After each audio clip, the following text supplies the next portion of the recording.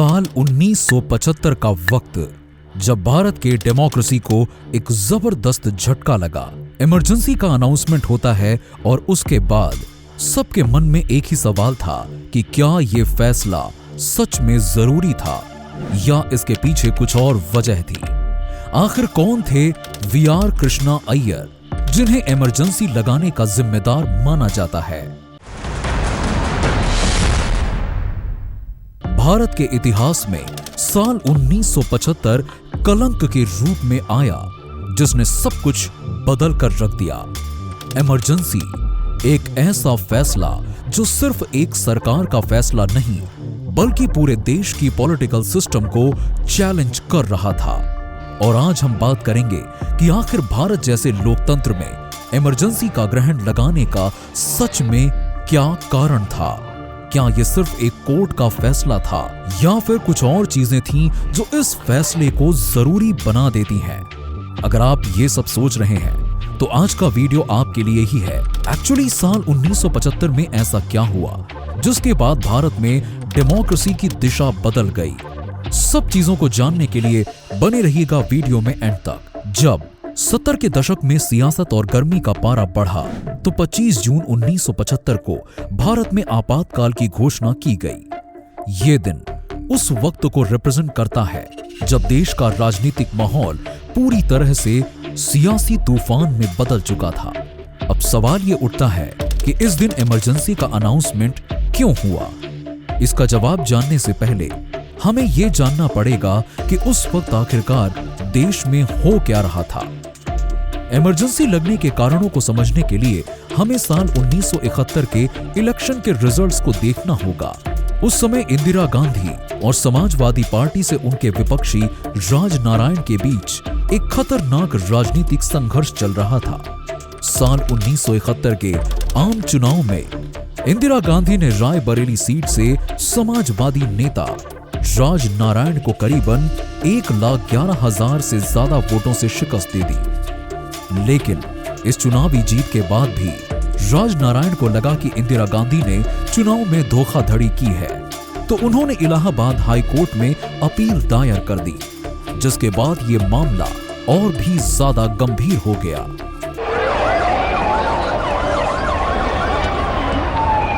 12 जून 1975, 12 जून को ठीक 10 बजे इलाहाबाद हाई कोर्ट के जस्टिस जगमोहन कोर्ट पहुंचते हैं और उन्होंने एक चौंकाने वाला फैसला दिया, जिसमें उन्होंने राजनारायण को विजेता और इंदिरा गांधी को दोषी ठहरा दिया। इलाहाबाद हाई कोर्ट ने अपने फैसले में बताया कि चुनाव में भ्रष्टाचार था और उन्होंने इंदिरा गांधी के लोकसभा की सदस्यता को 6 सालों के लिए रद्द कर दिया। यहीं से इंदिरा गांधी के लिए मुसीबतों की शुरुआत हुई। ये फैसला उनके खिलाफ बहुत बड़ा कानूनी झटका था। इंदिरा गांधी के पास अब केवल एक ही रास्ता बचा था और वो था सुप्रीम कोर्ट में अपील करने का। जब इंदिरा गांधी ने इलाहाबाद हाई कोर्ट के फैसले को सुप्रीम कोर्ट में चुनौती दी तो मामला और भी पेचीदा हो गया। 24 जून 1975 को सुप्रीम कोर्ट का फैसला आने वाला था। उस समय इंदिरा गांधी और उनकी टीम काफी चौकन्नी थी। सुप्रीम कोर्ट के जस्टिस वी.आर. कृष्णा अय्यर ने इंदिरा गांधी के खिलाफ हाई कोर्ट के फैसले को बरकरार रखा। हालांकि सुप्रीम कोर्ट ने यह भी कहा कि इंदिरा गांधी को तब तक पद पर बने रहने की अनुमति दी जाती है जब तक कि उनकी अपील का निपटारा नहीं हो जाता। ये फैसले ने इंदिरा गांधी को और भी दबाव में डाल दिया, क्योंकि उनका पॉलिटिकल करियर खतरे में था। यहां तक तो सब ठीक था, लेकिन इंदिरा गांधी की मुश्किलें अभी खत्म नहीं हुई थीं।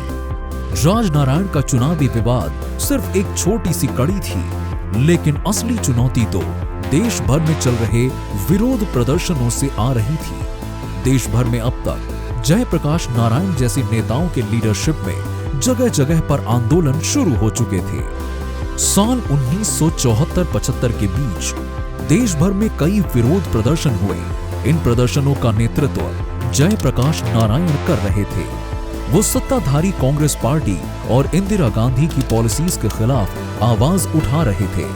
उनके लीडरशिप में ये आंदोलन तब और ज्यादा जोर पकड़ लेता है जब उन्होंने सिंहासन खाली करो कि जनता आती है का नारा दिया, जो कि पूरे देश में गूंजने लगा।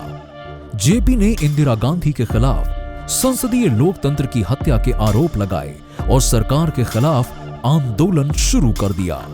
जेपी का यह आंदोलन इतना बढ़ गया कि राजधानी दिल्ली में रामलीला मैदान पर लाखों लोग इकट्ठा हो गए। यहां से यह विरोध नेशनल लेवल पर फैलने लगा और इंदिरा गांधी की सरकार के लिए ये एक गंभीर संकट बन गया। जयप्रकाश नारायण का यह आंदोलन सामाजिक और राजनीतिक बदलाव की मांग कर रहा था और इंदिरा गांधी के लिए यह स्थिति कंट्रोल करना बहुत मुश्किल हो गया था। अब तो इंदिरा गांधी के सामने दो बड़ी समस्याएं थीं। एक तो राजनारायण का चुनावी विवाद और दूसरी तरफ देश भर में बढ़ता विरोध। सत्ता में रहते हुए इस प्रकार के विरोध का सामना करना किसी भी सरकार के लिए मुश्किल हो सकता था और इंदिरा गांधी के लिए यह स्थिति बेहद खतरनाक होती जा रही थी। तभी इंदिरा गांधी ने मदद के लिए अपने बेटे संजय गांधी की तरफ आस भरी नजरों से देखा। इस पॉलिटिकल संकट के बीच वो अपने नजदीकी सहयोगियों के साथ लगातार बैठकें कर रही थीं। इन मेंटरिंग सेशंस के दौरान इंदिरा गांधी ने एक कड़े कदम का प्रपोजल रखा। उनके दिमाग में यह था कि देश में बढ़ रहे विरोध और राजनीतिक दबाव को दबाने के लिए आपातकाल लागू करना एकमात्र समाधान हो सकता है। ये फैसला इतना अचानक था कि यहां तक कि उनके अपने कैबिनेट के सदस्य भी इससे अनजान थे। बिना किसी को बताए आधी रात को प्रधानमंत्री इंदिरा गांधी राष्ट्रपति फखरुद्दीन अली अहमद से मुलाकात करने राष्ट्रपति भवन पहुंची। वहां इंदिरा गांधी ने राष्ट्रपति से संविधान के अनुच्छेद 352 के तहत आपातकाल की घोषणा करने की सलाह दी। राष्ट्रपति फखरुद्दीन अली अहमद, जो पहले से ही इंदिरा गांधी के समर्थक थे, उन्होंने बिना कोई सवाल किए आपातकाल की घोषणा पर हस्ताक्षर कर दिया और इस प्रकार 25 जून 1975 की रात को आधिकारिक तौर पर भारतीय संविधान के आर्टिकल 352(1) के तहत आपातकाल लागू कर दिया गया और ये तारीख भारतीय इतिहास में काले अक्षरों से हमेशा हमेशा के लिए दर्ज हो गई। आपातकाल की घोषणा होते ही देश भर में अराजकता का माहौल बन गया। रातों रात कई बड़े विपक्षी नेता गिरफ्तार किए गए और लगभग 1 लाख से ज्यादा प्रदर्शनकारियों को जेल में भेज दिया गया। प्रेस की फ्रीडम भी बुरी तरह से अफेक्ट हुई। मीडिया को सेंसर किया गया और अब केवल वही खबरें प्रकाशित हो सकती थीं जो सरकार के पक्ष में होती थीं। किसी भी प्रकार की नेगेटिव रिपोर्टिंग को तुरंत रोक लिया जाता था। पत्रकारों को गिरफ्तार किया गया और कई मीडिया संस्थानों पर कड़ी निगरानी रखी गई। यही नहीं, इंदिरा गांधी की सरकार ने इसके लिए पूरे देश में सिक्योरिटी कानूनों का इस्तेमाल किया और सभी प्रकार के विरोधों को दबाने के लिए पुलिस और आर्मी को भी लगा दिया। साल 1975 में इंदिरा गांधी ने इमरजेंसी लगाने का यह फैसला बहुत बड़े संकट के बाद लिया था। उस वक्त उनके सामने अपने शासन को बचाने के लिए एक बड़ी चुनौती थी और इस फैसले ने डेमोक्रेसी और सिविल राइट्स को गंभीर रूप से अफेक्टेड किया। ये वो समय था जब भारत ने अपनी डेमोक्रेसी सिस्टम को चैलेंज दिया था। इमरजेंसी ने न सिर्फ विपक्ष की आवाज को दबाया बल्कि प्रेस की आजादी और नागरिकों के बुनियादी अधिकारों को भी गंभीर रूप से सीमित कर दिया। इस दौर को भारतीय इतिहास में एक काले अध्याय के रूप में याद किया जाता है। लेकिन इमरजेंसी के बाद इंडियन पॉलिटिक्स में कई चेंज हुए और डेमोक्रेसी को फिर से मजबूत किया गया। 25 जून 1975 से 21 मार्च 1977 के बीच देश में 21 महीने तक इमरजेंसी लगाई गई थी। क्या आप कल्पना कर सकते हैं कि इस दौरान मीडिया के पास सरकार के खिलाफ कुछ भी लिखने की आजादी ही नहीं थी।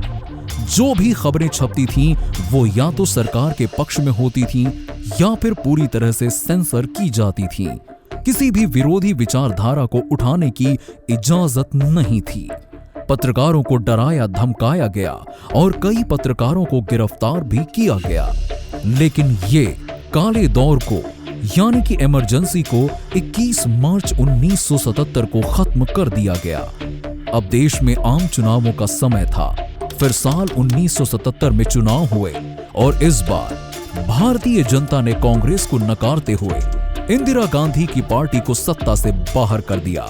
इस चुनाव में मोरारजी देसाई के लीडरशिप में पहली बार एक नॉन कांग्रेस सरकार बनी।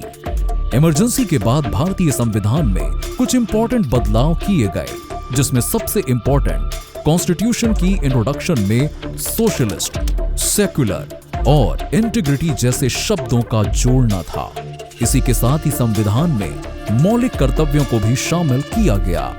इन बदलावों का पर्पस नागरिकों के फंडामेंटल राइट्स को प्रोटेक्ट करना और डेमोक्रेटिक वैल्यूज को मजबूत करना था। चलिए अब देखते हैं कि आखिर वी.आर. कृष्णा अय्यर को इमरजेंसी लगाने का जिम्मेदार क्यों माना जाता है। साल 1975 में जब इंदिरा गांधी को इलाहाबाद हाई कोर्ट से झटका मिला और उनकी लोकसभा सदस्यता रद्द हो गई, तो उन्होंने इसे सुप्रीम कोर्ट में चुनौती दी। इस मामले में जस्टिस वी.आर. कृष्णा अय्यर ने फैसला दिया कि हाई कोर्ट का निर्णय सही था, लेकिन इंदिरा गांधी को तत्काल प्रभाव से पद से नहीं हटाया जाएगा। इस फैसले ने उन्हें राहत दी और एक मौका मिला कि वो अपने शासन को बचाने के लिए इमरजेंसी लागू कर पाए। कई लोग मानते हैं कि जस्टिस कृष्णा अय्यर के फैसले ने इंदिरा गांधी को इमरजेंसी लगाने का रास्ता दे दिया, क्योंकि इससे उन्हें समय मिल गया और वो स्थिति संभाल पाई। हालांकि जस्टिस कृष्णा अय्यर का कहना था कि उनका फैसला संविधान के तहत था, लेकिन कुछ इतिहासकार इसे इमरजेंसी की शुरुआत से जोड़ते हैं। क्या आपको लगता है कि जस्टिस वी.आर. कृष्णा अय्यर का सुप्रीम कोर्ट में दिया गया फैसला वास्तव में इंदिरा गांधी को आपातकाल लागू करने का रास्ता खोलने में मददगार साबित हुआ, या आप मानते हैं कि इस फैसले का इमरजेंसी से कोई संबंध ही नहीं था? कमेंट सेक्शन में कमेंट करके बताइए।